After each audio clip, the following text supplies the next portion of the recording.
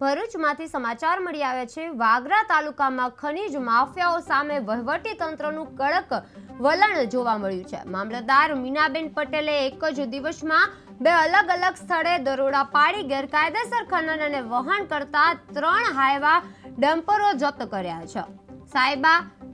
સાયખા ખનીજ બિન પરમિટ માટી વહનનું કરતું એક ડમ્પર અને ઓરા ચોકડી પાસે ગેરકાયદેસર રેતી ભરેલા 2 ડમ્પરો ઝડપાયા હતા। ખનીજ વિભાગ દ્વારા જપ્ત વાહનો સામે કડક કાર્યવાહી અને લાખોના દંડની પ્રક્રિયા હાથ ધરવામાં આવી છે। સતત કાર્યવાહીથી ખનીજ માફિયાઓમાં ફફડાટ ફેલાઈ રહ્યો છે। વાગરામાં ખનીજ માફિયાઓ સામે કડક કાર્યવાહી કરવામાં આવી છે। એક જ દિવસે 3 ડમ્પર જપ્ત કરવામાં આવ્યા છે। ગેરકાયદેસર માટી અને રેતી ઝડપાઈ રહી છે। મામલતદાર મીનાબેન પટેલની મોટી કાર્યવાહી ખનીજ માફિયાઓમાં ફફડાટ ફેલાઈ રહ્યો છે। મામલતદાર મીનાબેન પટેલની મોટી કાર્યવાહી છે।